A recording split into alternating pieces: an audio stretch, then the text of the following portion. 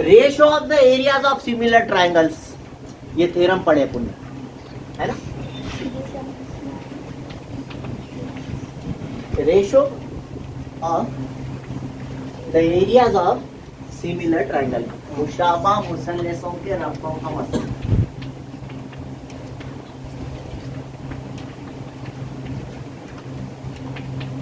की निस्बत बोली। एक्चुअली मैंने ये बताया था आपको, उसमें दो बातें बताया था, याद रखने वाली बात ये बताया था, हिंट दिया था भाई कि इसको पहचानना कैसा।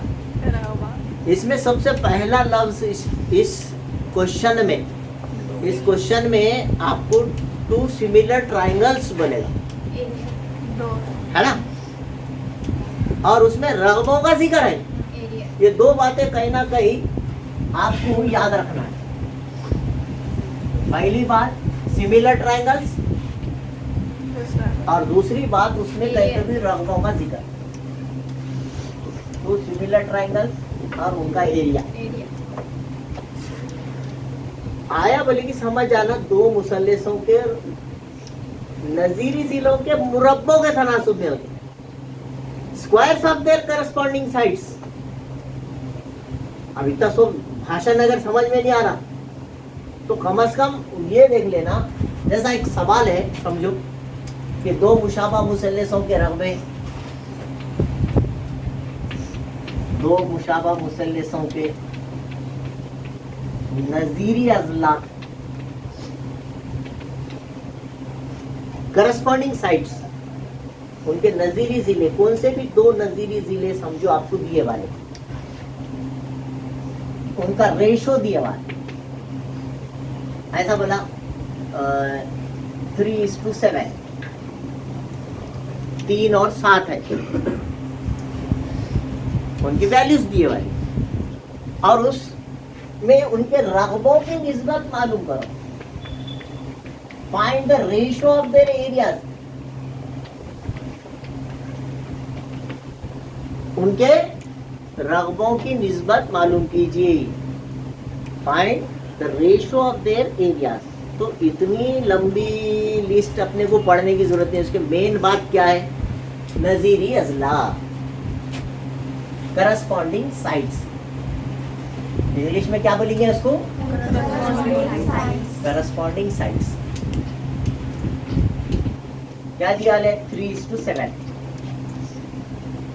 समझ रहे हो। And find ratio of area. दूसरा जुमला क्या रहेगा, रकबों की निस्बत मालूम कीजिए। Find ratio of their areas, ratio of their areas, उनके रकबों की, एरिया बोले तो रकबा, उनके रकबों की निस्बत मालूम कीजिए। फाइंड मालूम कीजिए। दो बातें समझना जरूरी है, समझ जाना। सिमिलर ट्राइंगल्स है, दो मुशाबा मुसल्लस वाले, तो क्या मतलब, सिमिलर ट्राइंगल्स और उनके रकबों की निस्बत मालूम कीजिए।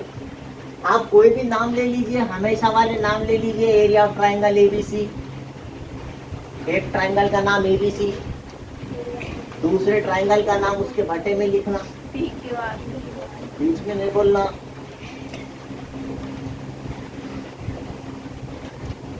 और उसकी कोई एक जोड़ी करस्पॉन्डिंग साइड्स, एबी का करस्पॉन्डिंग साइड पीक्यू है, ये ले सकते हैं आप, क्योंकि उसने क्वेश्चन के अंदर कोई नाम नहीं दिया ना। कभी कभी क्वेश्चन में नाम दिया था एबी पीक्यू 3:7, अब इस क्वेश्चन में नाम नहीं दिया है, क्या बोला, नजीरी अजला 3:7 है, करस्पॉन्डिंग साइड इन निस्बत 7। तो आप कोई भी एक जोड़ी का ले लेना इसमें, ए बी पी क्यू, और उनके मुरब्बे स्क्वायर्स, ये है आपका थ्योरम। इतना लिखने आगा तो बस। पहचान क्या बताया, मुशाबा मुसल्लस, है ना, सिमिलर ट्राइंगल्स, और उसमें एक लफ्ज आता रकबे, क्या लफ्ज आता, एरिया। तो आपको ये लिखने आ जाना बस, फिर दिखा बोले कि ये लिख दो, हमेशा ये मेन चीज कैसी रहती, ज्योमेट्री मुश्किल क्यों दिखती, क्योंकि वो वर्ड्स में रहती, पूरी फिगर्स रहते, वर्ड्स रहते, उसको अलामतों में लिखने आना, this is the main formula. इसके बाद 2 स्टेप में जवाब, तो उसके वास्ते पहचान होना, कब इस्तेमाल करेंगे, क्या पहचान है, मुशाबा मुसल्लस का लफ्ज मिलना, सिमिलर ट्रायंगल्स, तीसरी चौथी बार बोल रहा हूं,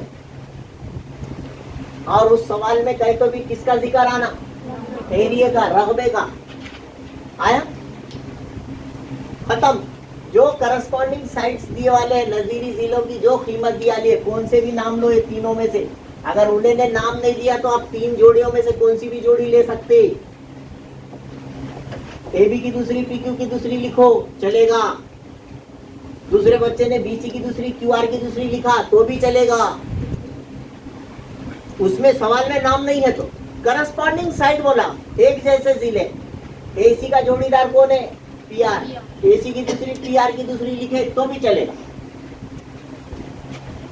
और क्वेश्चन में नाम दिया है, एबी पीक्यू दिया तो एबी की दूसरी पीक्यू की दूसरी लिखो, उन्हें बीसी क्यूआर अगर क्वेश्चन में नाम दिया तो उसकी दूसरी लिखो, क्या प्रॉब्लम है, और नीचे उसकी कीमत लिख दो, 3 की दूसरी बटे 7 की दूसरी,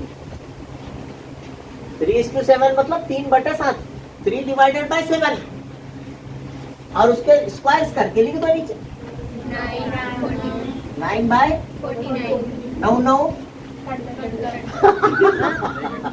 कटता, फिर ऐसा कैसा बोले कट गए वाली, तो ऐसा गलतियां मत करो कुछ कुछ, और आंसर लिखो 9:49, उसका निस्बत क्या गई, रकबों की निस्बत, रेशो ऑफ देयर एरियाज, सवाल में पूछा जाता है रकबों की निस्बत मालूम कीजिए, find the ratio of their areas, तो यहाँ लिख देगा रेशो ऑफ द एरियाज 9:49, रकबों की निस्बत। मैं नहीं समझता कि मुश्किल लगाऊंगा आपको, है ना, नहीं तो नहीं, अब आगे नहीं सर, आधे हाँ बस। अब यहाँ पर इस क्वेश्चन में है ना 2 सिमिलर ट्रायंगल्स ऐसा कहा है, खास तौर से याद रखें, अच्छे से क्वेश्चन को पढ़ें। 2 सिमिलर ट्रायंगल्स के करस्पॉन्डिंग साइड्स 3:5 है, नजीरी अजला, मुशाबा मुसल्लसों की नजीरी अजला 3:5 है, find the ratio of their areas, उनके रकबों की निस्बत मालूम करो, दोनों हिंट आ गए, मुशाबा मुसल्लस और रकबे, उस हिसाब से इस तरह से लिखना बताया, एबी की दूसरी बटे पीक्यू की दूसरी, ये रकबों की निस्बत, तो 3 की दूसरी बटे, वजह लिख दीजिए 2 मुशाबा मुसल्लसों के रकबों का मसला, theorem of areas of 2 similar triangles, short में नाम लिख दीजिए, और 3 की दूसरी 9, 5 की दूसरी 25, इस तरह उनके रकबों की निस्बत या ratio of the areas is 9:25। मैं समझता हूँ ये आपके समझ में आ गया होगा। एक और क्वेश्चन देखते हैं, देखो सेम क्वेश्चन है, अंदाज उसका पूछने का अलग। सेकंड क्वेश्चन में कैसा पूछा, triangle ABC similar to triangle PQR, क्या चाहिए हम आपको, मुशाबा मुसल्लसों के बजाय उसने अलामतों में दिया इस तरह, तो इसका भी तो मतलब कुछ है ना, देखो इधर 2 मुशाबा मुसल्लस बोल रहा है, ये एक मुसल्लस ये एक मुसल्लस, दोनों सिमिलर है, आ गया। अच्छा दूसरी बात क्या कही गई, AB is to PQ, AB is to PQ क्या दिया वाला है, 2:3, AB एक जिला है, PQ उसके जैसा दूसरा जिला है, नजीरी जिले दिया है ना, और आगे कहा जा रहा है फिल इन द ब्लैंक्स, खाली जगह पुर कीजिए, क्या कीजिए, खाली जगह पुर कीजिए। तो यहाँ पर जो है, अब ये सवाल में फिर रकबे का जिक्र आगा, देखिए क्वेश्चन यहाँ अधूरा था, अब यहाँ पर जब खाली जगह भरिए बोल के, खाली जगह पुर कीजिए बोल के सवाल आया, तो उसमें पहला ही लफ्ज है रकबे, एरिया। अब देखो समझ में आ जाना चाहिए, एरियाज ऑफ सिमिलर ट्रायंगल का थ्योरम आ गया, रकबों की निस्बत, मुशाबा मुसल्लसों के रकबों की निस्बत नज़ीरी जिलों के तनासुब में होती है, मुरब्बों के तनासुब में होती है। तो यहाँ पे ए बी आया तो अपन नीचे लिखेंगे बी क्यू की दूसरी। उसने कीमत भी दिया 2 की दूसरी बटे 2 और दूसरा करके लिख देने का है 4/9। उसने खाली जगह पुर कीजिए, बोला फिल इन द ब्लैंक्स। इतना काम खत्म करके रुक जाइए। इसके जैसा एक और सवाल है, वो आप घर पे कीजिए। हाँ, लिख लीजिए। अगर इस तरीके का सवाल है, आपके पहचान तो समझ में आ गई। इधर देखो जी, ए 2 सिमिलर ट्रायंगल्स, तो मुशाबा मुसल्लस आ गया। किसका जिक्र आया? रकबे का जिक्र आ गया। आपने समझ में आ गया। इसका क्या मतलब है?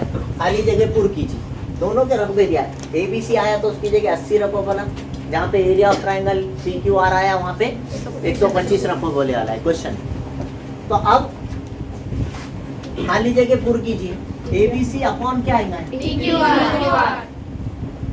है ना, इस आसान। अब जवाब पूछा है, फाइनल आंसर, तो बीच के स्टेप छोड़ दिया। अब बीच के स्टेप आपको फिर से करने पड़ेंगे। एरिया ऑफ ट्रायंगल एबीसी, आप यहाँ हल करेंगे। Area of triangle ABC upon area of triangle PQR.